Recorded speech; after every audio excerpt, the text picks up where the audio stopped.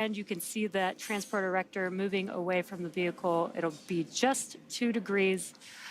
And then we can start pressurizing the vehicles coming up here shortly. But propellant is still loading on the vehicles. We're coming up on T-minus 3 minutes, where liquid oxygen loading on stage 1 will complete here shortly. Yeah, Jesse, as we said earlier, this is the 3rd flight of this booster for the Falcon 9 rocket. Those brand new payload fairings that will be retrieved by Go Beyond downrange. Inside those fairings, as we just heard from the NLM, everything is go. The spacecraft are on internal power. Both SPHEREx and Punch are healthy, and we are ready to proceed to launch tonight. Stage 1 LOX load is complete. All right, and all that's left now is to finish loading liquid oxygen into the 2nd stage. Again, we're targeting exactly 8, 10, 12 seconds for liftoff here from Vandenberg Space Force Base. Again, a beautiful wide shot right there of the launch pad. We'll stay with you until we deploy both SPHEREx and Punch in a sun-synchronous orbit around Earth. 2 really cool missions. Again, SPHEREx will deploy first, starting at about 40 minutes after launch, and then Punch's 4 spacecraft will deploy about 10 minutes after that in 2 batches. Now, as always, we're hoping for some great live views of all those deployments. Next call out we're expecting, again, in less than 10 seconds, that stage 2 LOX loading is complete.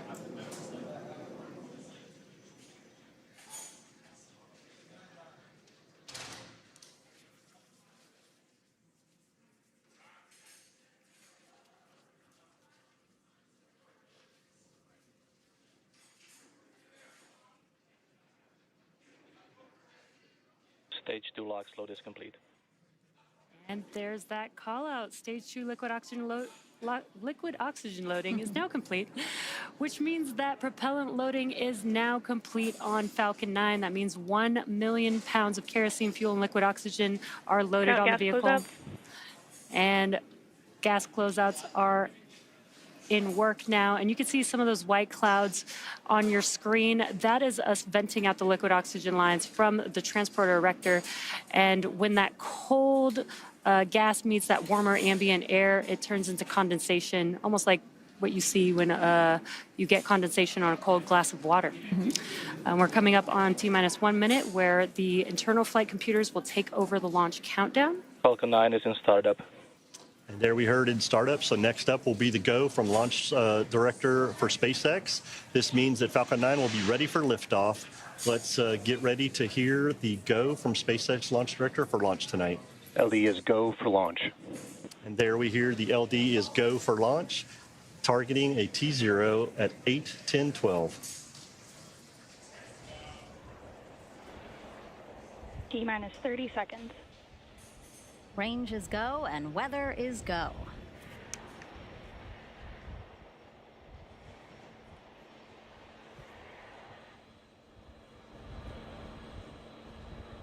T-minus 15 seconds. 10, 9, 8, 7, 6, 5, 4, 3, 2, 1. Ignition. Liftoff of the Falcon 9. Go SpaceX, go SPHEREx, go Punch. SPHEREx and Punch on their way to map out our universe like never before and revolutionize space weather forecasting.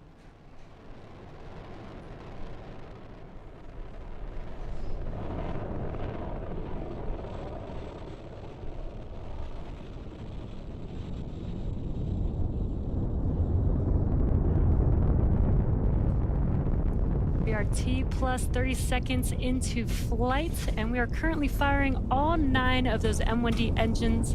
And after about 50 seconds, we'll begin throttling down those engines, which slow the vehicle down just slightly in order to prepare. Power telemetry nominal. In order to prepare for passing through Max Q, and that is maximum aerodynamic pressure. That's the largest structural load that the vehicle will see during ascent, so slowing the vehicle down. Vehicle supersonic. Slowing the vehicle down will reduce some of the loads that it experiences through Max Q. That's coming up here in a few seconds. Max Q. Right on time. And now we have a few events that are coming up in quick succession, so we want to lay them out for you really quick. It's going to start with main engine cutoff. That's MECO, and that's when SpaceX shuts down all of its 9 engines on its first stage, which we are getting a great view down the pipe right there.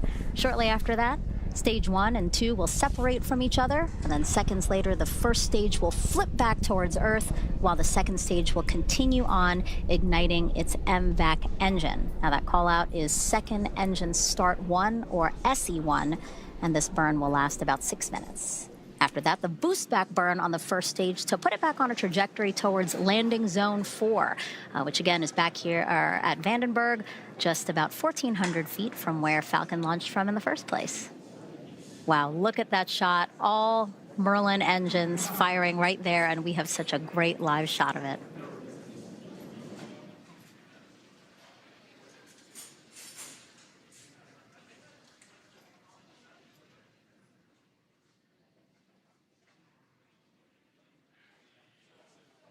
Main engine cut off. Stage separation confirmed.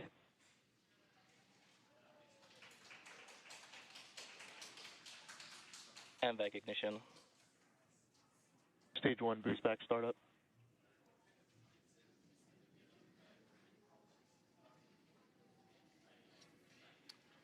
Coming up next, we will see fairing deploy, and that's when the 2 fairing halves will separate and expose SPHEREx and Punch to the atmosphere of space. SpaceX will attempt, they will actually retrieve those fairings back downrange on Go Beyond once they get back to Earth.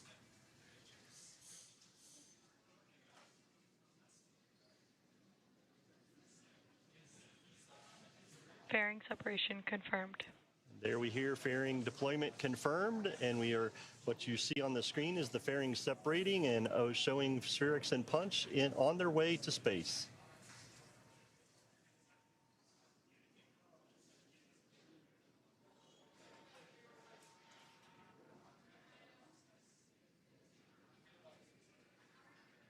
Stage 1 boost back shutdown.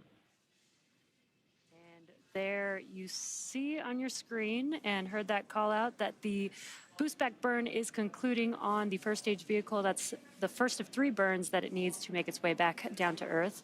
This is the 3rd flight for today's first stage, which previously supported 2 other launches, NROL 126 in November of 2024 and Transporter 12 just in January of this year. And you may have noticed some soot on the vehicle prior to launch. During the entry burn, which is coming up here in a couple minutes, Falcon 9 is decelerating by reigniting 3 of the 9 Merlin M1D engines. Now, this causes the vehicle to fly through Merlin's exhaust gases, or the plume, which deposits a layer of soot on the vehicle's surface, and that soot comes from the carbon-based fuel that Falcon 9 uses. With each flight, the soot builds up just a little bit more on the outside of the vehicle, giving Falcon 9 its distinctive reused look. We're just so lucky to have these great views. Again, we have a split screen here. On the left side is the first stage, and you see those grid fins. They're guiding that first stage back to a trajectory here at Vandenberg Space Force Base. And then on the the right-hand side on your screen, you have the second stage, and you see that MVAC engine is still burning there. Mick, LSP just works really closely with SpaceX to be able to fly reused rockets for NASA missions. Yeah, Megan, at LSP, we look at all the requirements for all the missions that we have. And as I said earlier, we selected SpaceX for the SPHEREx and Punch mission. And looking at all those requirements, we ensure that even previously flown launch vehicles will meet those requirements, providing NASA with a dependable and a cost-effective ride to space for this, our first rideshare mission. Yeah. If you're just joining us, hello. We're in your bottom corner right there. I'm NASA's Megan Cruz, and with me is Mick Woltman with NASA, and also Jesse Anderson, a senior production manager at SpaceX. Now, Mick is with NASA's Launch Services Program, which is managing today's launch, so he's going to have a lot of interesting things to say to us to walk us through what we're seeing today. And, of course, we have Jesse from SpaceX. Really great ride so far. We're so lucky to have you guys. LSP chose SpaceX to deliver SPHEREx and Punch to what's called a sun-synchronous orbit 650 kilometers above the Earth. And SPHEREx is going to help answer some of the biggest astrophysical questions out there. You know, like how do galaxies form and evolve, how water and other key ingredients for life came to be.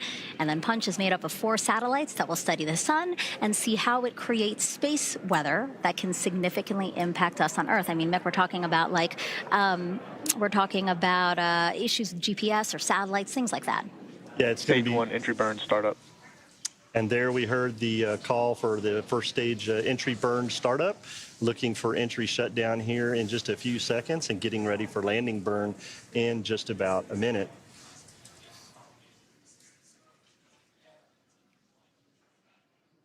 Stage 1 entry burn shutdown. There we have Jesse, confirmed engine shutdown for the entry burn.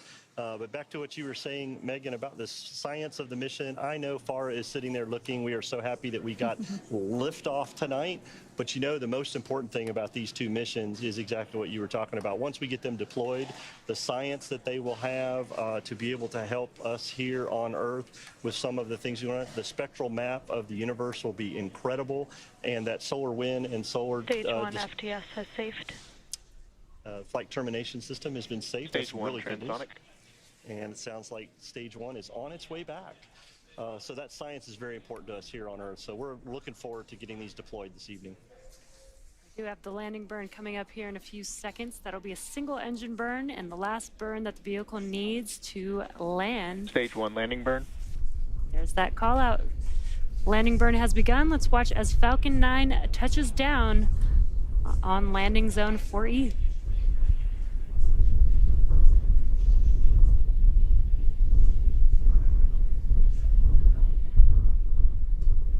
Stage 1 landing light deploy.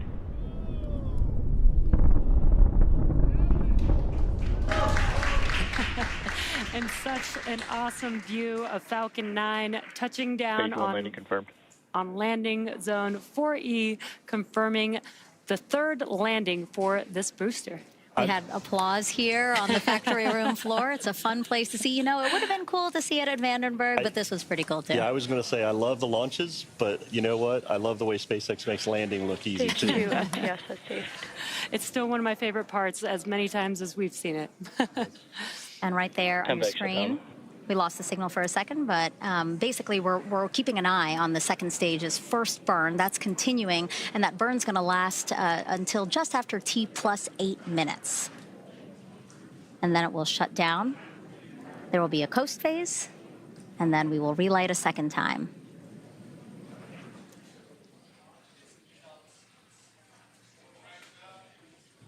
All right, so again, first burn out of the way. We will see a second burn later. That's going to happen around T plus 39 minutes. We hope that you stay with us to see the deployment of both SPHEREx and Punch. But for now, we're going to send it back to Raquel and Farah, because I know Farah is probably cheering right now. Yes, absolutely. You are correct. Absolutely.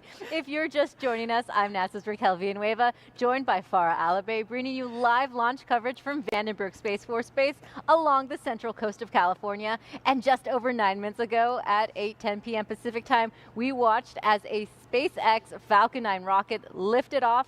And Farah, I think that is the happiest you've ever been, and I've known you for years. Oh, yeah. I mean, I'm so happy that we're finally in space. And of course, we still have to get through separation. But oh my gosh, being in this building, everything was shaking. But Mick will be jealous, because really that sonic boom as it was landing, it caught me by surprise. It was very loud. It shook the entire building we were in right now. How does it feel now to have it off the ground? We still have, you know, a good 30 minutes to go before we separate. So we still have to hold on for that. But it feels really great to have SPHEREx in space. We saw a peek at the photon shields when the fairing separated, and I saw she was all in one piece, so we're good to go.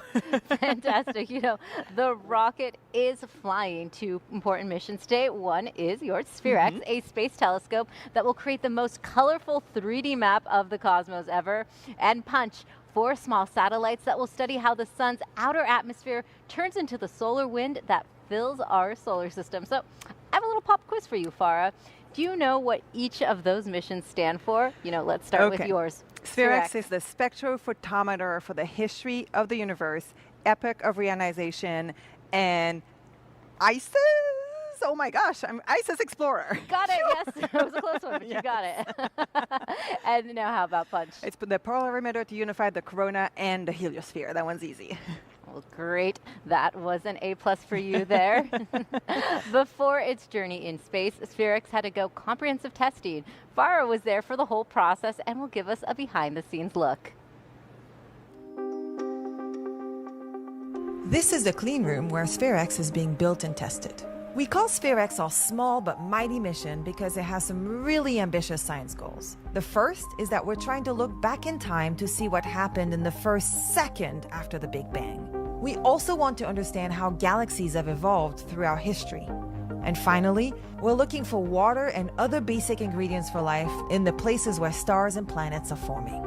BAE Systems partnered with JPL in the design and development of SPHEREx. BAE Systems was responsible for the integration and test of the spacecraft bus, which is everything below this metal ring you see around the center of the observatory.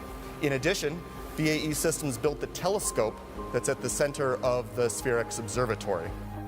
The SPHEREx observatory is really two pieces. There's the bottom part that we call the spacecraft, and that's really the guts of the whole thing. It has the computer, the telecom system, the control system, the solar array on the backside, and then the top part is the payload. The payload consists of the telescope itself, the thing that takes the images. The telescope is at the heart of how SPHEREx will observe the entire night sky. And then these cones are thermal shields that help us keep the telescope cool. The SPHEREx telescope and the detectors are required to be very temperature stable during their observations in order to collect that science data. And they lend this very distinctive structure to a spacecraft, one that I haven't seen before in my career. So our spacecraft is built in the clean room, but we can't do all of our testing in there. We actually have different facilities that help us mimic the different environments that the spacecraft is going to see in space. The first facility that we get to when we come out of our clean room is the thermal vacuum chamber. Here at BAE, it's called Titan. It's a special chamber where we can lock in the spacecraft, pull out the atmosphere, and mimic the vacuum of space. It also can mimic the hot and the cold of space. So if you can imagine when SPHEREx is on orbit around Earth, it's going to see the sun, but also eclipses, so it gets really hot and really cold. And we can mimic all of that in that special chamber. Down the hall over there, beyond the curtain, are 3 more facilities. The first is the Fiesta area. That's where we do our acoustics testing. It's a whole big party for the spacecraft. We surround the spacecraft with these giant speaker stacks, and we blast sound at it, the same sound that it's going to see when it launches into space. Behind it is the vibration lab. That's a special table where we bolt down the spacecraft and shake it in all sorts of different directions, mimicking the shaking that it's going to go through when it's launching on that rocket. And then there's the electromagnetic interference and compatibility test. It's a really quiet room that absorbs all the sound, and we put the spacecraft in there and make sure that all of its components, they all emit radio frequencies. We'll make sure that they can all live in the same environment and they don't interact with each other in a weird way. There's one last test that happens here in the clean room, and it's called the separation shock test. What we do there is that we take the spacecraft and we mount it to the payload adapter ring. We then lift up the whole stack and mimic the separation that happens between the rocket and the spacecraft. When that happens, there's this big shock event, so we want to make sure that the spacecraft survives that and also that all the pieces fit together.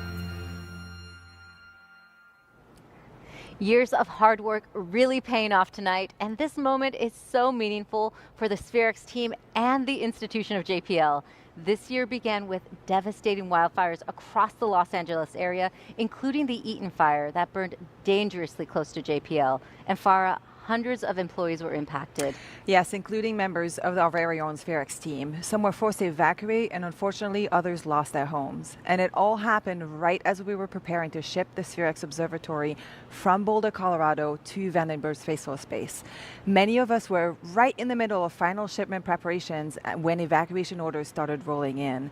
We even had to change our transport route to avoid fires, heavy smoke, and road closures, something none of us had ever expected to have to plan for. You know, and throughout the firefighting effort, JPL provided water resources and a helicopter landing area for firefighters.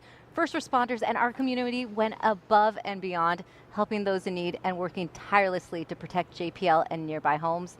And we would like to thank them for their courage, dedication, and support. Yeah, I think this is exactly the time when our community really shines, and we're so thankful for them. Absolutely. You know, and someone else we'd like to thank today is the director of NASA's Jet Propulsion Laboratory, Lori Leshin, and she joins us now. Lori, it is so great to have you here. Go SPHEREx! It's so exciting, and thank you for that wonderful opening about our first responders and our whole brave community. It's really special. Absolutely. And Lori, this launch is a true bright spot for JPL's family. How are you feeling after watching that launch? You know what? It's such the culmination of the hard work of so many people over many, many years. And even up towards the end, we have had quite a launch campaign here with lots of stops and starts. And when you're outside and are able to see that rocket go up, and this one, it flew right through Orion's belt. Oh, gorgeous. It just makes it all worth it. Yeah, you can feel the rumble here too. Oh my gosh. And you know, SPHEREx is a great example of a smaller, more focused mission with incredibly ambitious goals. How do missions like these fit into the bigger picture of what JPL does? Well, at JPL, we're really all about cutting edge science, no matter what size the spacecraft it is, right? We do big science with big missions like Europa Clipper and the Perseverance rover, but and SPHEREx is an example of doing really big science in a somewhat smaller mission. And so it's just great to see when there's the right kind of science question, we build the mission to answer it. And SPHEREx is also a collaboration between multiple partners. Can you explain to us how that led to the mission success and maybe how that might influence future collaborations? Absolutely. I always say, you know, cosmic teamwork makes the dream work here, right? So collaboration is key to everything we do, whether it's with universities across the country and around the world, like we've done on SPHEREx. We have international partner Korea involved in the SPHEREx mission, and of course our industry partner at BAE Systems and the PI at Caltech. So it really is taking the best from lots of different organizations, and that's why our motto is Dare Mighty Things Together, because everything we do is about the team. Well, thank you so much for joining us today, Lori. We appreciate you having you here with us. You know, launch is really just the beginning for the SPHEREx team. Right now, mission control is kicking into high gear at JPL. For a sneak peek at what's happening behind the scenes, I caught up with the project manager and flight director for SPHEREx. Can you describe why this space is so critical to the mission? Well, this room, the Earth Orbiting Mission Operations Center, will be the nerve center for operating SPHEREx. All of the telemetry that comes from the space vehicle will arrive here, and all of the commands that we send to the space vehicle will originate here. On launch day, I'm up at Vandenberg Space Force Base and part of the countdown and the launch management team. One of the key roles in this room we call the Mission Operations Manager. That's one of the people that I will poll during the countdown. Another key person is my deputy, the deputy project manager. Since I will be at Vandenberg when all the action is going on down here, she will function as the project manager in this room. Another one of the key people is Varjan Gorgian, and he'll be sitting at the other end of this room. Great, thank you so much, Jim. We'll actually go catch up with him and find out what he's doing. Varjan, tell us the role of the flight director. Well, the flight director puts together a procedure of all the critical events that happen to make sure that the spacecraft is healthy, that the instrument is healthy, as well as all the people who need to run the spacecraft are all ready to go. And you know, this room really kicks into high gear after launch. Absolutely. So then after that, when we have all these people who are ready, they're waiting to get the signal that the spacecraft has turned on and it's detumbling and it's starting to send the signals to all the people who are running it, as well as critical people like navigation to know where the spacecraft is and then tell the ground stations where to look for the spacecraft to get all the important data. There's a huge number of people that have to come together to make things work. In this case, we have BAE Systems, which built the spacecraft and the telescope. They're going to be here to monitor all that to make sure it's healthy. We have people from Caltech who built the camera, which is going to be giving us our critical data. They're going to be here, as well as all the other people from JPL who are bringing this together to make sure that it all works together. And finally, can you tell us about a fun tradition we have here at JPL that involves some Lucky Peanuts? Oh, absolutely. So the Lucky Peanuts have been involved involved with JPL's exploration of space from the very early days, and so we always think of them as a valuable tradition to make things go well. Now, we also actually have some Lucky Peanuts here with us, and I have seen Farah snack on them all the way here. Definitely, we need a little bit more of that good luck for separation coming up. I'll take us through separation. And now let's send it back to Jesse Anderson in Hawthorne with a look at SpaceX's history of supporting the next generation of space exploration with NASA.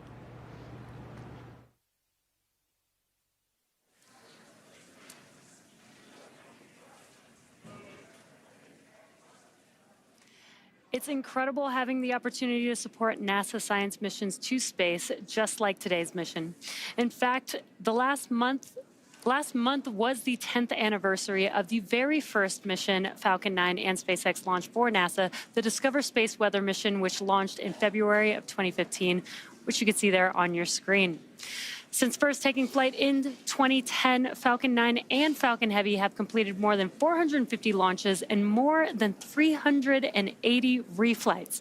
As the first orbital-class rocket capable of reflight, Falcon 9 has helped drive down launch costs while increasing flight cadence, making space more accessible for all types of missions.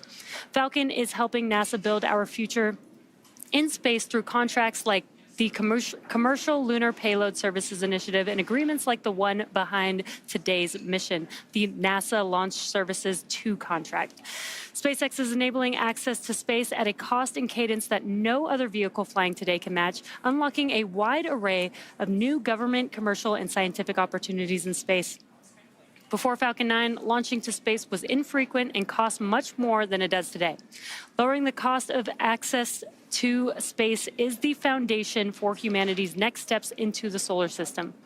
More launches accelerate development, enabling more small satellite and private research customers to launch their work to space, which in turn helps stimulate the wider space economy here on Earth. And serving both cargo and human spaceflight missions, Dragon has visited the International Space Station 45 times.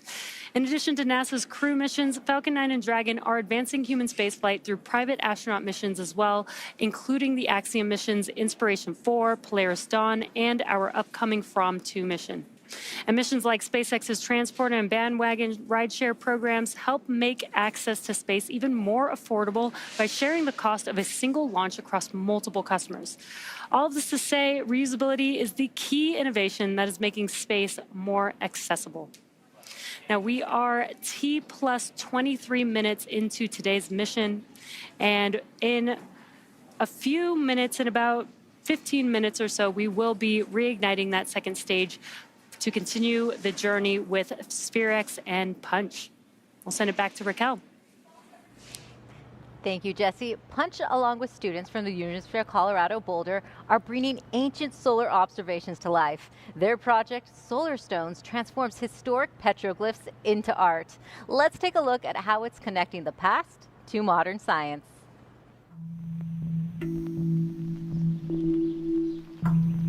Sitting next to me here are what we call our solar stones, and although we did not originally create the images depicted on these tablets, we replicated them from ancient petroglyphs down in Chaco Canyon National Park that were created around 1,000 years ago by the ancestral Pueblo people there. So this over here is the final version of our tablet, and it is a depiction of what we believe is a total solar eclipse around the year 1097. And the reason we believe that is because looking at this, it has all the telltale signs of an eclipse. It has an occultation in the center, where the moon would be blotting out the sun, this very circular shape. It has the solar corona out and along the sides, and up here on the top is what is believed to be a reflection of Venus. While these tablets would be really good for any learner, we collaborated with the Colorado School of the Blind so that we could make these tablets accessible to low vision learners. Space is typically a very visual field. You look up at the stars, you look at pictures of space, but if you can't see that, then you're pretty much completely blocked out from being able to study this and be able to understand this part of history. And so this way we have an exhibit that people can learn from if they are sighted or not sighted. it took a lot of time to figure out how much detail we needed, how deep the objects needed to be, what textures we needed to use. A lot of these things that we didn't expect, we gained context through lots of user testing. So I think this project is really valuable because it allows people to interact with space in a completely different framework. Every person has something they can contribute to the study of space. And so our hope is that not only can the blind and low vision community be included in this part of history, but that sighted learners can potentially learn things easier with a tactile experience. Well, those solar stones are so cool. And with us now is Punch Principal Investigator Craig DeForest. So glad you could join us, Craig. Thank you for having me. And I see you brought some examples with you today. I did indeed. So Punch is studying the sun, astrophysics at home, right around us. And in that, we're carrying on a tradition that goes all the way back to the ancients. So this is a 3D printed representation of what may be the oldest representation of the solar corona in a durable medium. This was recorded life-size, it's this large. Somebody about 1,000 years ago chipped this into the rock right near what is now the visitor center at Chaco Canyon. And this is consistent with, and many believe it to be, a representation of the solar eclipse of 1097, which occurred over Chaco Canyon. People actually witnessed it and observed the corona around us. So that ties us from the ancients to the modern esoterica of spaceflight. And why was it important for Chaco Canyon to be the location for the Punch mission solar stones? So we organized our outreach program around ancient and modern sun watching, and Chaco was a large center of culture about 1,000 years ago.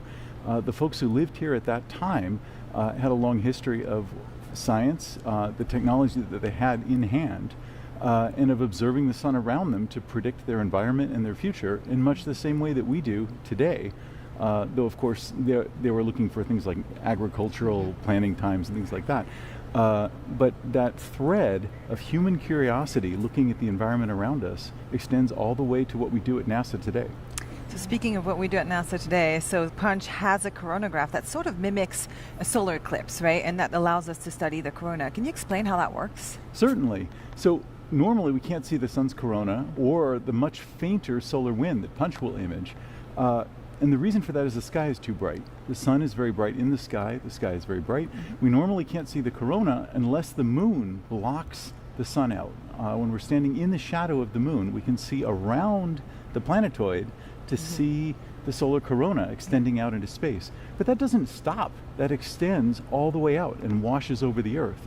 So Punch is in space. We can, instead of the moon, apply a very carefully crafted piece of metal to cast a shadow on our camera and allow us to see the corona 24/7 around the clock. Oh. Wow. And we really appreciate your expertise. We have some Punch questions coming in for viewers. Do you mind if we answer a few right now? Let's do it. All right, let's see what we have here. We have Rosanelle Acosta on YouTube wants to know, how does the satellite improve our ability to predict phenomena such as solar storms and their impact on Earth? So Punch will allow us to forecast space weather much better than we can now. Right now, we look at the space near the sun, the corona, and observe storms forming and leaving the sun. They streak out across the solar system at 1,000,000 miles an hour or more.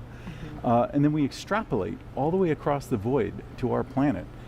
We don't have a way of measuring them in transit. So with Punch, we'll be able to track them in 3D as they make the entire journey to the Earth. So that's very similar to what we see if you saw the weather report earlier. We always look at those geosynchronous images of the Earth to track weather storms as they cross the face of the planet. We hope to do the same type of thing for space weather forecasting, where we can track the storms rather than just taking samples here and there. Well, Farah loves weather forecasting now, so she'll be tuning in for that. Kelly on Instagram wants to know, why is Punch a constellation of satellites? So Punch is a constellation because we want to look out from the sun in all directions, up to 45 degrees from the star. That's a 90-degree field of view. It would go from the horizon to the zenith. We had to get our spacecraft close to the ground stations because we wanted to radio a lot of data back to the Earth. That meant there was an enormous planet in the way. So we had to make the instrument as large as the planet to look out in all directions. the only way to do that was to mount it on 4 spacecraft. Yeah, makes sense. All right, Craig, thank you so much for your expertise. We really appreciate it. And we will be taking more questions later on the broadcast, so keep them coming using the hashtag AskNASA. And as we approach SPHEREx spacecraft separation, Farah, let's check back in with Megan, Mick, and Jesse.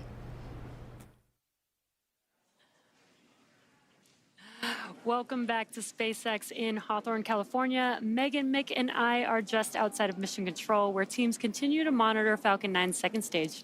And we have a view here that we're looking at, and we're seeing that stage 2 is currently coasting near Antarctica right now. So where it needs to be, we are loving the trajectory and seeing the data that we're getting back. The Falcon 9 lifted off of Vandenberg Space Force Base about 31 minutes ago. It's carrying 2 NASA science missions, SPHEREx and Punch, and both are headed to a sun-synchronous orbit around 650 kilometers above the Earth. Yeah, and what does that mean for us? That means that we will be passing over the same part of the Earth at roughly the same local solar time each day. That means that the lighting conditions are consistent for observations, which is important to SPHEREx and Punch. For SPHEREx, that provides a consistent illumination condition, reducing background noise from the varying sun angles. And for Punch, it keeps them in a fixed Sun-Earth viewing geometry, crucial for tracking the solar wind's continuous evolution. In short, this orbit allows both missions to maximize their scientific observations with minimal interference from the Earth's shadow. Yeah, basically, SPHEREx likes the sun and Punch does not like the sun. So they're really riding that. To say it. So they're really riding that day-night line, and it's just perfect. You know, that's why again we're flying these 2 missions together. So again, we're going to gather some really great science. SPHEREx is going to map our entire universe to gather data on billions of stars and galaxies, and then Punch is going to study our sun to really better forecast space weather and how it affects us. Yeah, and the second stage with SPHEREx and Punch will coast for another about 7 more minutes before we have another ignition of the MVAC engine. And then following that, we will deploy SPHEREx first and then Punch's 4 spacecraft. As always, we're planning to have live views of each of those deployments starting at T plus 40 minutes. Yes, we can't wait. So we'll see you back here soon. For now, let's send it back to the hostess at Vandenberg Space Force Base with Raquel and Farah. Thank you so much. Turning our attention back to SPHEREx, the Space Telescope is gearing up to map the entire sky like never before. With special photon shields and an ultra-cool design, here's how it will spot hidden cosmic secrets in infrared light. This is SPHEREx, NASA's cosmic mapmaker. It will scan the entire sky, charting the positions of hundreds of millions of galaxies. But why does it look like my dog after his last visit to the vet? These concentric cones help keep SPHEREx cool and shielded from nearby bright objects. Anyway, continue. Ah, of course. SPHEREx has 3 cones, which are called photon shields. They block light and heat from the sun and the Earth. That's a big deal because without those shields, the telescope's detectors would be blinded. But SPHEREx also needs to be cold because it detects infrared light, or wavelengths slightly longer than what the human eye can see. Infrared is emitted by warm objects on Earth and out in the universe. It's also emitted by the telescope. Keeping it cold reduces the infrared glow, which lets SPHEREx see faint objects that are really, really far away. That's right. These aren't cones of shame. They're SPHEREx's cones of fame. Here you can see one of SPHEREx's 3 cones being assembled. They sit atop this shiny jewel of a structure called a V-groove radiator. The mirrored surface directs heat out into space, cooling the telescope and the infrared detectors. Cooling them to minus 350 degrees Fahrenheit. That is cold. SPHEREx can help us study everything from what happened a few seconds after the Big Bang to where water comes from in planetary systems. That's why its full name is Spectrophotometer for History of the Universe, Epoch of Reionization, and ICES Explorer. I'm sorry, could you say that one more time? You can just keep calling it SPHEREx. And so I will. The V-groove radiator and the photon shields surround the heart of SPHEREx, the telescope. It's a feat of modern engineering, designed with incredible precision. And it looks tilted? That's not a mistake. That tilt helps it see the entire sky while under the protection of the photon shield. Do you mind if I get back to work? Sure, let's wrap this up. The cone of fame, the gorgeous jewel, the tilted telescope. These are all part of NASA's next cosmic mapmaker, SPHEREx. That passive cooling is really incredible. Absolutely. And actually, SPHEREx instrument scientist Phil Korngut joins us to talk about that cooling process. Thanks for being here, Phil. Yeah, thanks. So exciting. So indeed, yes, SPHEREx uses a totally passive cooling process. That means we have no refrigerators, we have no liquid cryogens or anything like that, and we use actually the coldness of deep, dark space to bring the temperature of our instrument down. And to show you how that works, we made a little demo here. This is a little thermal model of SPHEREx, and you can see it's got its three, iconic photon shields. And then inside there, you can see that we've got a model of the telescope and the focal plane radiator. So back in Pasadena, we took this thing to do a little demonstration to show you how that might work.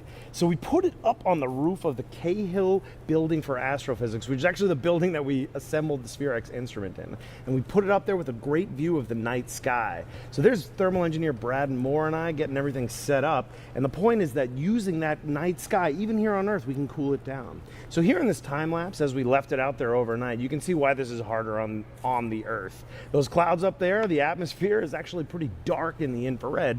Not to mention that air makes conductive heating between the Earth and the radiator. You can see also there we left a camera in the foreground. That's actually an infrared camera, so you can see what's happening with the heat glowing off of the telescope inside. So you can see here, as we look in the infrared, there's a lot of light coming off of that telescope because it's warm. And as the time lapse goes on, you see that light coming down, that glow that's coming off the infrared as it dumps out to deep space. If you look to the outside of this, there's a glow around the photon shields, and that's from the Earth coming up. And so inside, it looks dark because it's reflecting the cold sky from the photon shields. And as we go on, you can see that light comes down, and our telescope is getting cooler. So the next morning, we come in and see what happened to our experiment. There's Brad and I coming in. You can see the glow from our hot coffee. This is an infrared video, so you see all the light that's actually glowing off of us at room temperature. Here we are looking in there to see what we found, and that's what it looks like. That radiator was nice and frosty. You can see when I swipe my finger across it, there's all that dew on there, and that's because we cool down using passive cooling below the dew point, and we condensed water, and we made a little frost on the outside, and we did some passive cooling on Earth. Well, Phil, that's actually what my car looked like this morning with the windshield wipers filled with dew. That's right, and that's actually passive cooling. And I bet you, if you looked at where your car was parked, it's actually had a great view of the sky. And if you maybe parked under, like a garage lid or a tree or something, you wouldn't have that because it didn't get to passively cool. And so SPHEREx is going to use that passive cooling to detect those super faint galaxies, right? That's right, yeah. And so as you saw in that video, which was in infrared, warm things are actually glowing like crazy. So we're trying to detect, light that comes from tiny blips of these galaxies all the way across on the other side of the universe. So in order to get there, we have to cool down the foreground because all that light is just swamping us, and we've got to get the light from the telescope glowing down so we can see those tiny blips across the universe. Right. Well, Phil, thank you so much for joining us. Now let's head back to the team in Hawthorne, California for a status update. All right, we're now 39 minutes into the mission, and coming up is what's called SES-2, and that's when SpaceX will reignite its second stage engine, which you see right on your screen there.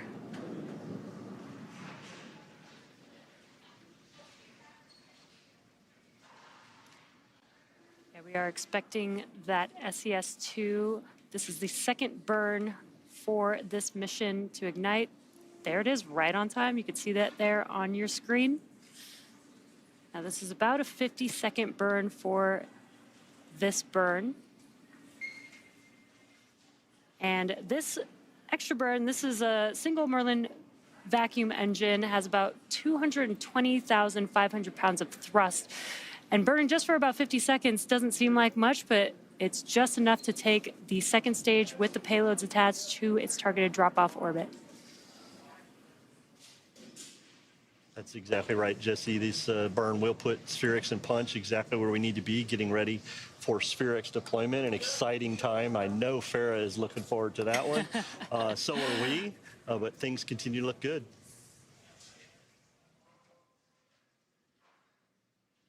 And there you can see on your screen that the MVAC engine is now shutting down. Nominal orbit insertion. And you know, the second burn is actually a lot earlier than in other missions because, again, SPHEREx has to avoid the sun even on its way up to that sun synchronous orbit. Yeah, as Mark Hammonds mentioned earlier, the earlier second burn is a planned burn to ensure that SPHEREx maintains that sun avoidance while achieving its intended orbit, and we heard nominal insertion there. This timing helps prevent the exposure to excessive solar radiation, keeps our thermal conditions that we just heard about within our limits, and ensures that proper instrumentation performance on the spacecraft getting ready for this trajectory and separation. And we did have a confirmation of second engine cutoff as well as good orbital insertion, as Mick called out there. And we are coming up in a few minutes. We will have, actually in about 30 seconds, we will have payload deploy of SPHEREx. We've got some great live views there on your screen. Earth looks amazing there. That is a really great view. And we're glad to have it. Again, we're expecting that deploy at 41:56, about there. SPHEREx was designed to operate for at least 2 years, but the team says if all goes well, it could operate much longer.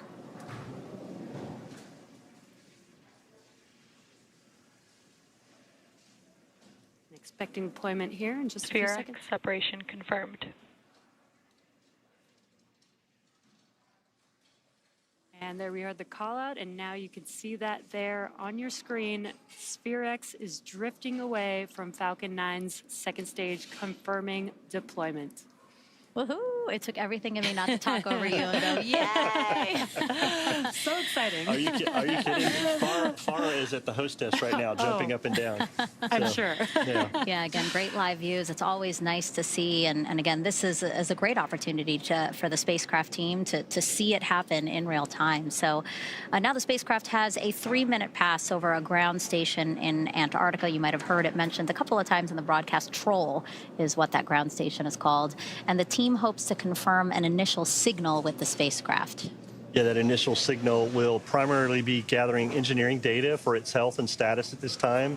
And once they confirm that and that it's ready to be operational, SPHEREx will then transition into its science phase, starting with calibration and test observations over the next few days or weeks that Farah had mentioned, and another pass over another ground station in Norway at about T+80 minutes. So about 40 minutes from now, they will start working on that and confirm that everything looks great on SPHEREx. So we're just waiting to hear that initial engineering data check from on AOS for SPHEREx, where they start receiving that engineering data just to make sure everything is good there at Troll. Those iconic cones around the spacecraft, again, you can still make it out as it gets farther and farther from the second stage. But actually, let's take a look inside the Mission Directors Center. So that is one of the rooms that we have at Vandenberg Space Force Base. And sitting inside there, we have NASA personnel, but we also have SPHEREx and Punch personnel. Actually, if you look at the front row of your screen, directly to the right of the aisle, that is Jamie Bach, and he's the principal investigator for SPHEREx. I don't know about you guys, but I'm going to be looking at him for a reaction. I don't know. I'm going to be looking at that whole room. I think they're going to be just as excited as he everybody. Waved. I think he heard us. You're watching. Yeah. We're watching him. He's watching us. Yeah, we're waiting for that initial AOS for that engineering checkout, and that team in the Mission Director Center there at 836 at Vandenberg Space Force Base, I know is excited to see this deployment also. Yeah, and he's in that first row. He's joined by some more spacecraft team members, as well as from some leadership at JPL. So really glad to just see the whole team there, waiting for again this important milestone.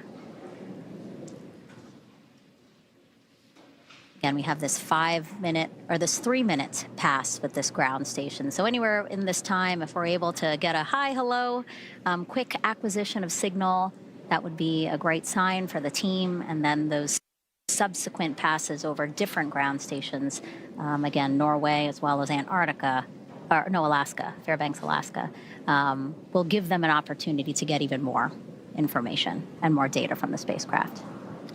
Beautiful views from second stage there. Second stage performed very well tonight. Still continuing its mission with that second burn. We still have punch on board and things looking great there as second stage continues to coast.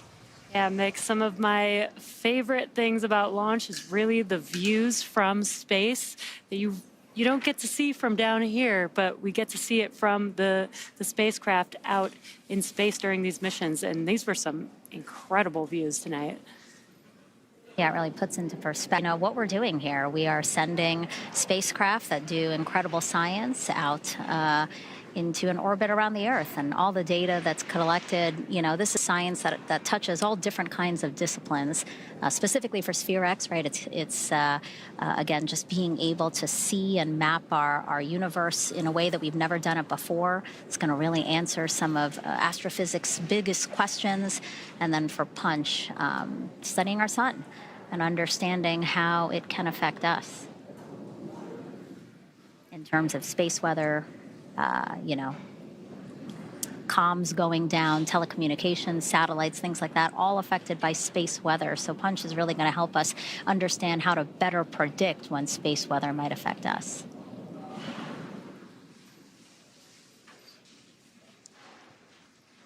And it looked like we did lose acquisition of signal from the second stage, but the mission isn't over yet. Falcon 9 second stage is still carrying NASA's Punch mission, 4 satellites that will study our sun's corona. And those will start deploying around 52 minutes after launch. So be sure to stick around for that just a few minutes from now.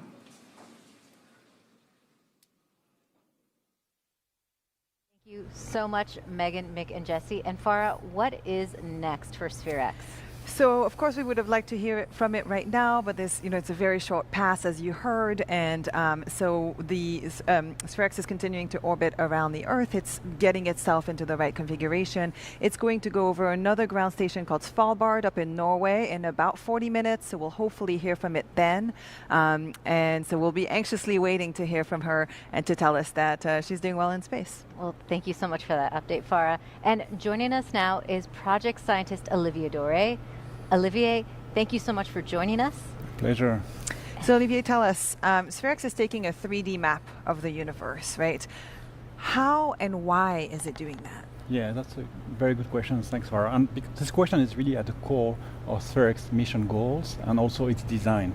So let me start with the why. And to explain you the why, I will use this crystal ball here. And don't worry, I'll use a crystal ball to explain the past and not to predict the future. So, but if you look closely at this crystal ball here, what you see inside, you see all kind of small filamentary structures, elongated structures that connect and intersect. Some kind of three-dimensional spider web. So this turned out to be a really good visualization or representation of how galaxies are distributed throughout the universe. And in fact, we call that the cosmic web. So what SPHEREx wants to do is make a three-dimensional map of the cosmic web over the whole sky. And the reason we want to do that is simply the fact that by making this map of the cosmic web over the whole sky, we can get very unique insight about the very first moment of the universe, when the universe was only a fraction of a second old. So that's really what we want to do. And so to get to the first part of your question, the how, so that we will do that by really mapping the whole sky in 102 colors.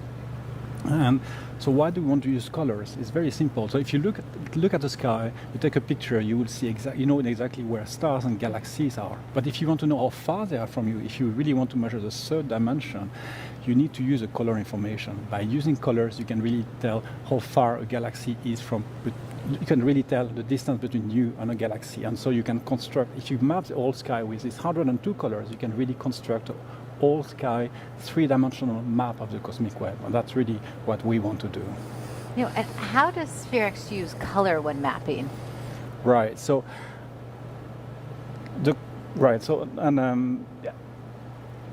we will use, to make this map, we will use what we would like to use, say, rainbow colored glasses.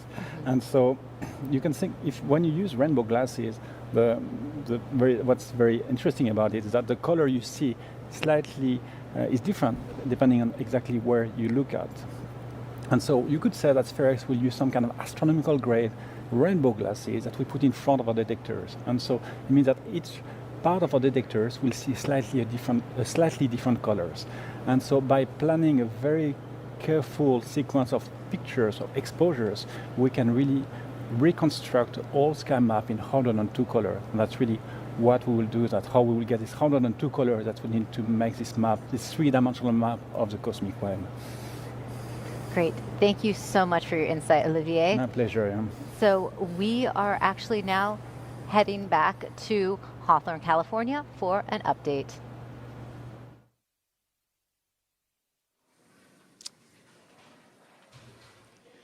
Thanks, Raquel. We are just about a minute away from SPHEREx coming up here. We're T plus 51 minutes into NASA's SPHEREx and Punch missions from Vandenberg Space Force Base. About 9 minutes ago, we watched SPHEREx separate from the Falcon 9 second stage, and the SPHEREx team then confirmed and we did not confirm acquisition of signal just yet. We will confirm that at the next opportunity.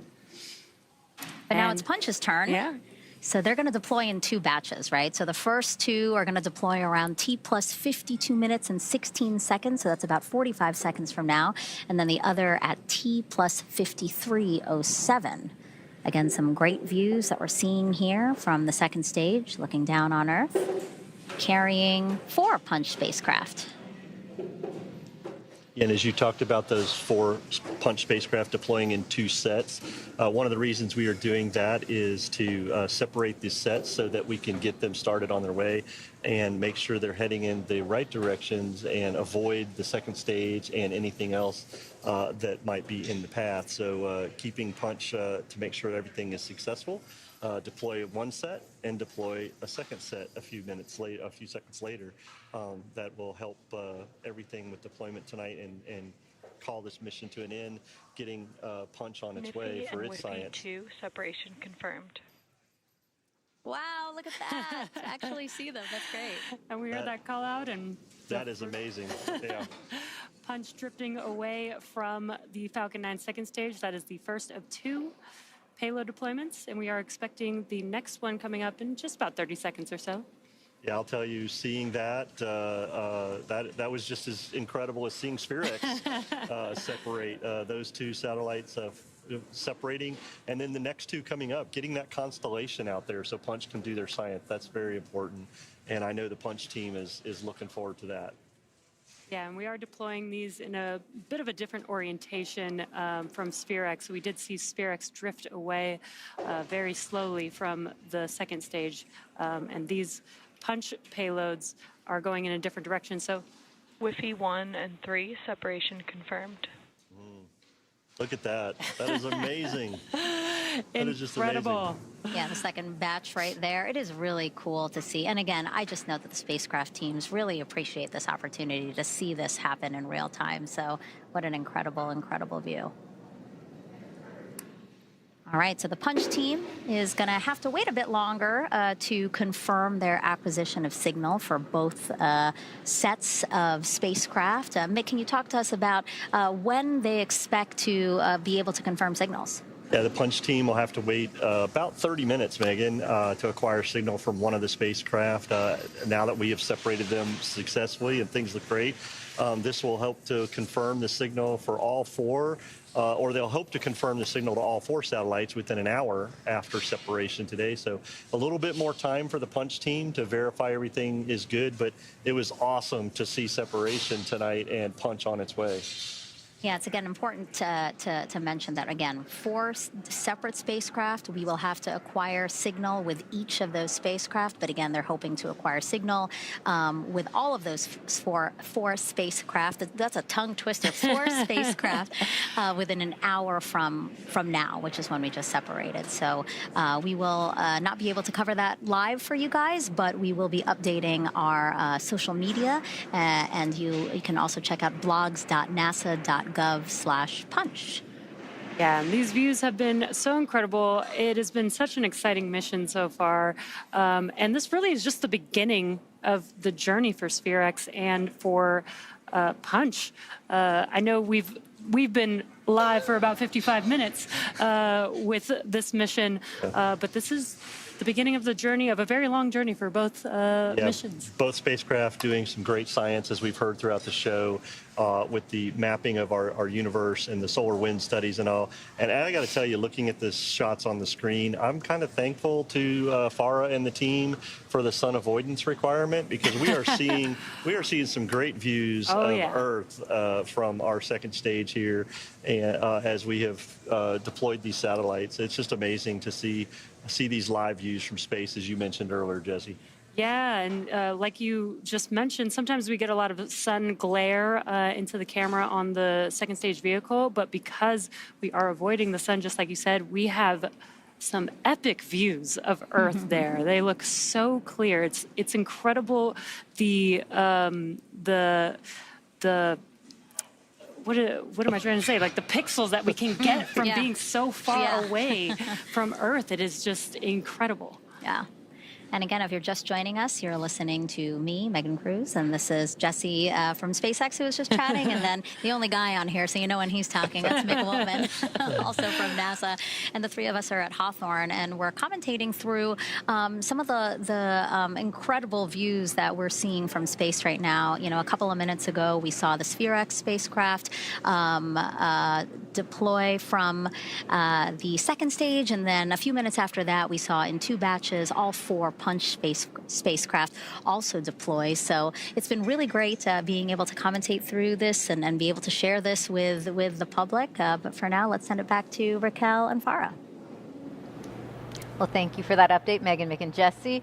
So tonight, NASA's Launch Services Program has successfully launched SPHEREx and Punch. Joining us now is tonight's Assistant Launch Manager for NASA's Launch Services Program, Tim Dunn. Tim, another successful launch for NASA's Launch Services Program. How are you feeling in this moment? Well, Raquel, I'm feeling incredibly excited. Hopefully I'm representative of the team. I just left a building on North Vandenberg, the SpaceX Launch and Landing Center, where there was incredible positive energy after launch.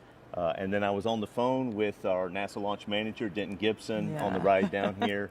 And we got spacecraft SEP of SPHEREx.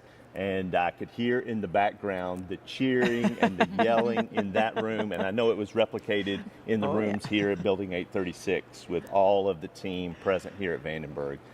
You can probably hear Farah at that point. Yeah, probably from the parking lot out there. Wonderful. So tell us what's next for LSP. Oh, gosh, what's next? Well, let's see. We have some different missions this year. So this was what we call a full-up NASA Launch Services mission, and we've got two more of those this year, Farah. We've got one called IMAP in September, back from the Cape. Also with some ride shares, right? And it has ride shares on it also, yes, indeed.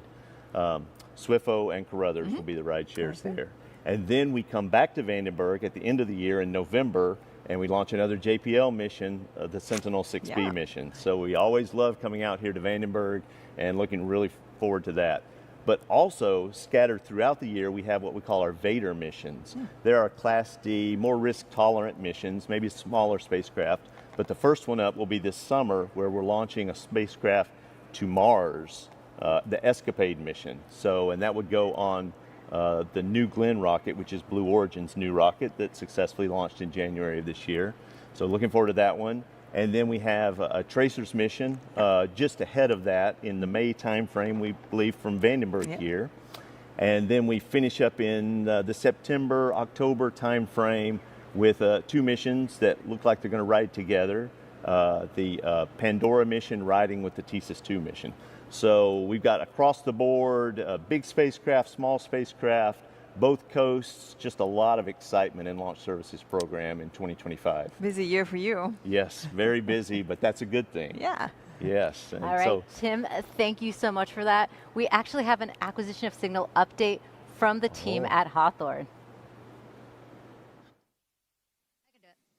Well, we can. Here we go. All right, everyone, we are now 59 minutes, 51 seconds from liftoff. Again, we watched the Falcon 9 rocket lift off with two NASA missions. We had SPHEREx as well as Punch. We did watch all 5 spacecraft deploy from the Falcon 9 second stage. We had some great views of those, again, live. And then we are currently waiting on AOS for all 5 spacecraft. Mick, talk to us about the opportunities. You know, the spacecraft team for SPHEREx was hoping that we would be able to confirm a signal within the first couple of minutes after separation. But we did also know that's a short 3-minute pass. It's this next one that's a longer opportunity where they hope to really acquire that signal. Yeah, their next opportunity will be over the Fairbanks ground station, and they'll be looking for checking out SPHEREx and making sure things are healthy and looking good for SPHEREx as they get into getting ready for conditioning for science mission and all. But again, we did separate them very well into a proper orbit. Things looking good. Punch separated, and we're about 20 minutes, I think, from getting signal for the Punch team, and they'll start off receiving signal for 1, and then in about an hour get signal for all 4 to verify that Punch is good. And so the teams will be on console monitoring that and looking for that. And I'm sure that we will hear about that through our social media stuff, through NASA and that. But I will say tonight's launch was amazing. Seeing the separation of all 5 spacecraft was great. And, you know, this has been just an absolute great day to see this launch with everything that we've gone through for this mission. Yeah, so again, waiting for those opportunities to acquire signal from all of the spacecraft. Again, we are looking at T plus around 80 minutes for the SPHEREx spacecraft, and then also for the Punch spacecraft. The first opportunity for at least one of them is about 74 minutes after separation. So again, a really great time. We were so happy to be here with you, Jesse. Yeah, it was awesome. I will say it was awesome being with both of you, but thank you, Jesse, for having us. I work with them all the time. So. No, it's been so great having you both here. I've had so much fun on this mission. And we'd also like to thank NASA for their trust in us and for being a frequent flyer with SpaceX. We'd also like to thank the Range and the FAA for their ongoing support of our missions. And we've got another busy year ahead of us, so check us out at SpaceX.com for up-to-date missions and schedules, and follow us at SpaceX on X for updates. All right, thank you guys so much again for tuning in, and we'll toss it back to the hostess now. Thank you so much. And we also have updates that will be coming in on go.nasa.gov and blogs.nasa.gov/punch, blogs.nasa.gov/SPHEREx. And before we wrap things up, let's take one more look at tonight's Falcon 9 launch of SPHEREx and Punch. T-minus 15 seconds. 10, 9, 8, 7, 6, 5, 4, 3, 2, 1. Ignition. Liftoff of the Falcon 9. Go SpaceX, go SPHEREx, go Punch. SPHEREx and Punch on their way to map out our universe like never before and revolutionize space weather forecasting.